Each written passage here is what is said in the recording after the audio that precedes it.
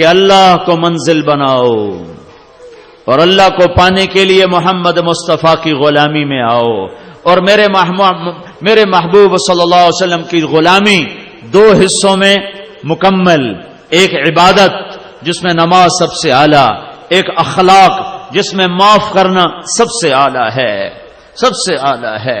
معاف کرنا سیکھو، درگزر کرنا سیکھو، غصے کو پی جانا سیکھو تو آپ کی زندگی جنت ہے۔ یہ پیغام زندگی ساری دنیا کے انسانوں تک پہنچانا یہ میرے آپ کے ذمے ہے۔ تبلیغ کا کام کوئی جماعت نہیں ہے کہ ہم آپ کو تبلیغی جماعت کا ممبر بنانا چاہتے ہیں، تبلیغی جماعت کا ووٹر بنانا چاہتے ہیں۔ ہم گئے لالیاں ایک آدمی، میں گشت میں گیا تو ایک آدمی سے میں نے مصافحہ کیا تو اس نے ہاتھ پیچھے کر لیا ایسے، کہنے لگا توڑ نال مصافحہ بھی حرام ہے۔ تو میں نے آگے بڑھ کر اس کو گلے لگا لیا۔ میں کہ یار ہمارے نبی نے تو منافقوں کے بھی جنازے پڑھ دیے، تم مسلمانوں سے اتنی نفرت کرتے ہو کہ مصافحہ بھی حرام ہے۔ آپ کو معلوم نہ ہے کہ عبداللہ بن ابی کا جنازہ میرے نبی نے پڑھا دیا، وہ کہا شاید بخشش ہو جائے۔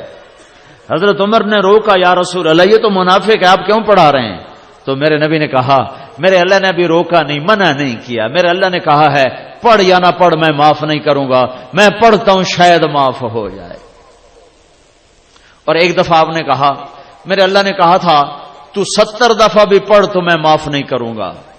اگر میرا اللہ یوں کہتا کہ تو 70 دفعہ پڑھے گا تو میں بخشش کر دوں گا تو میں اس کا 70 دفعہ جنازہ پڑھ دیتا۔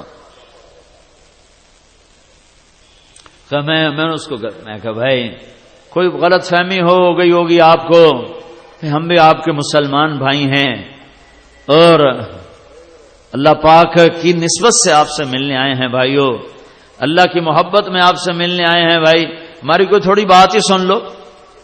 خیر وہ تھوڑی دیر تو غصے میں آیا، اس کے بعد وہ بیٹھ جاؤ اس کے بعد وہ آہستہ آہستہ نا چپ ہوتا گیا۔ پھر کہنے لگا اصل میں بات یہ ہے کہ بھائی یہ کوئی بات کا طریقہ ہے، بیٹھو شاباش۔ پھر وہ کہنے لگا اصل میں بات یہ ہے کہ تم لوگ جو ہے نا لوگوں کے لکھتے ہو نام اور پھر چڑھاتے ہو رجسٹر پر چڑھاتے ہو، پھر اس کے بعد تم جو ہے نا ایک دن سیاست میں آ جاؤ گے اور پھر کہو گے حکومت سانو دیو، ویکھو ساڈے ووٹ کتنے زیادہ ہو گئے۔ تو مجھے کبھی کبھی خیال آتا ہے اگر وہ زندہ ہو تو میں اس کو جا کے ملوں کہ 30 سال تا ہو گئے حالی تائیں تسی سیاست چاہے کوئی نہیں۔ تو بھائی تبلیغ نہ کوئی سیاسی تعبیر ہے، نہ کسی فرقے کی نمائندہ ہے، نہ یہ کسی حکومت کی طرفداری ہے، یہ اللہ اس کے رسول کا پیغام ہے جو ختم نبوت کی وجہ سے پوری دنیا تک پہنچانا ہمارے ذمے ہے۔ اس پر چلتے ہوئے اوروں تک پہنچانا۔ روزمرہ کی زندگی میں نماز زندہ کرو، اس زبان کو غیبت سے بچاؤ، ماں بیٹی بہن کی گالی سے بچاؤ، لوگوں کی پگڑیاں اچھالنے سے بچاؤ، اور لوگوں کو عزت دو چاہے بے عزت ہونا پڑے، لوگوں کو اونچا کرو چاہے نیچا ہونا پڑے۔ اللہ کی قسم اللہ تمہیں اونچا کر کے دکھا دے گا۔ تو میرے بھائیو اس تبلیغ کے کام کو سنجیدگی سے لو، انسانیت کے رخ پھر گئے ہیں۔ 1994 میں ہم آئے تھے، یہاں جماعت آئی تھی، یہ عرب والا جو مرکز ہے نیا چھوٹا سا تھا، یہاں پورا کوئی ہم نے 3-4 دن سورش علاقے میں بھاگ کے لوگوں کو اکٹھا کیا تو اللہ کی قسم 300 آدمی اکٹھے نہیں ہوئے تھے، 300 اکٹھے نہیں ہوئے تھے۔ اور یہ آج اس مجمع کو اللہ گنے گا یا اس کے فرشتے گنیں گے، مجھے نہیں خبر کہ یہ اتنا مجمع کہاں سے آیا، یہیں سے ہی آیا ہے، یہیں سے اٹھ کر آیا ہے۔ یہ وہ محنت ہے جس کے اثرات اللہ تعالیٰ ظاہر فرما رہا ہے، اور مجھے نظر آ رہا ہے کہ 95-96% مجھے نوجوان نظر آ رہے ہیں۔ یہ بھی اس بات کی نشانی ہے کہ اللہ ہدایت کی ہوا چلانے والا ہے اور اسلام کا سورج چمکنے والا ہے۔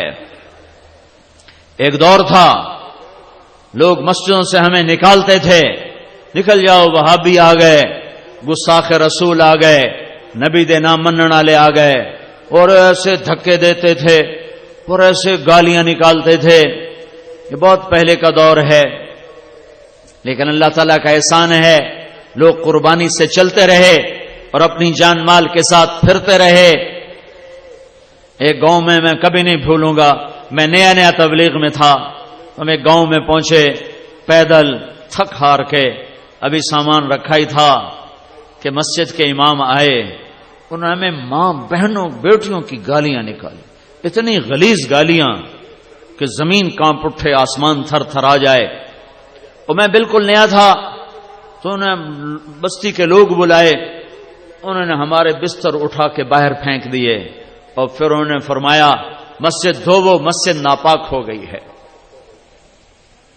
مسجد میں تو کافر بھی آ جائے تو ناپاک نہیں ہوتے.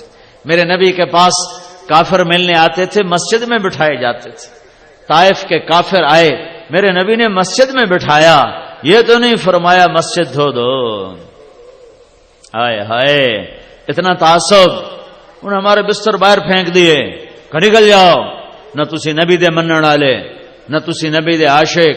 تو مجھے تو کوئی پتہ نہیں تھا، میں تو کالج سے سیدھا تبلیغ میں آیا، دین کا زیادہ پتہ نہیں تھا، یہ فرقے فرقوں کا بھی کوئی پتہ نہیں تھا.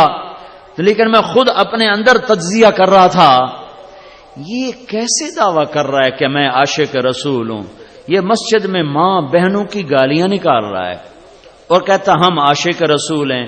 اور یہ جو گالیاں کھا کے چپ اور ایک لفظ نہیں بولے، ایک لفظ، اور چپ کر کے بستر اٹھا کے ان کو دعائیں دیتے ہوئے آگے نکل گئے.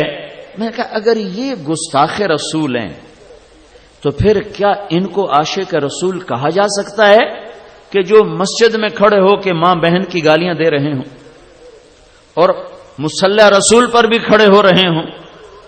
میرے بھائیو، میں ہاتھ جوڑتا ہوں، میں ہاتھ جوڑتا ہوں، نکلو تعصب سے، نکلو تعصب سے نکلو. میں نے 3 گھنٹے ہو گئے مجھے بات کرتے ہوئے. میری کوشش رہی ہے کہ میں اسلام کو اجاگر کروں. فلانا بھیڑا ہے، ہم چنگے ہیں، اسا چنگے ہیں تو بیڑن، اسا سچے ہیں تو کوڑن، اسا حق تھے تو باطل تھے، اسی عاشق تھے گستاخ. میں بھی کہہ سکتا ہوں، میں بھی تمہارے اندر نفرت کی آگ بھڑکا سکتا ہوں، لیکن میں نے اللہ کو جان دینی ہے. میرے اس بول کا مجھ سے حساب لیا جائے گا، مجھے اپنے اللہ کو جواب دینا ہے. امت کو توڑنے والا بول، امت کو توڑنے والا بول، یہ تو میرے بھائیوں کلمہ کفر کے قریب چلا جاتا ہے. تو امت بنو، امت بنو، امت بنو، ایمان والے بنو، اسلام والے بنو. باقی ساری نسبتیں ہٹا دو. تم سے پوچھو تم کون ہو، کہو جی ہم مسلمان ہیں. میں ایک جگہ تھا تو ایک ادھیڑ عمر شخص مجھ سے کہنے لگے پرانی بات ہے بیٹا تم کون ہو؟ تو اس نے چند فرقوں کے نام لیے، یہ ہو وہ ہو وہ ہو. میں نے کہا نہیں چاچا میں مسلمان ہوں. وہ اس کو ایک کرنٹ لگا، وہ کہنے لگا بیٹا میری اتنی عمر گزر گئی، میں نے یہ جواب کسی سے نہیں سنا، تم نے یہ کہاں سے سیکھا ہے؟ میں نے کہا میں نے یہ تبلیغی جماعت میں سیکھا ہے. وہ ہمیں سکھاتے ہیں کہ ہم مسلمان ہیں اور ایک دوسرے کی قدر کرنا ہم پر فرض ہے، رائے کا اختلاف برداشت کرنا ہم پہ فرض ہے. تو میں سارے مجمع کے سامنے ہاتھ جوڑتا ہوں، ایک تو اپنے اللہ سے معاملہ درست کرو توبہ کے ساتھ، ایک اللہ کے بندوں سے معاملہ درست کرو معافی کے ساتھ، اور اس پاک پیغام کو لے کر دنیا میں پھرو. دنیا اللہ کے فضل سے آ چکی ہے ہدایت کے کنارے پر، اسلام کے کنارے پر، اور ہوا چلنے والی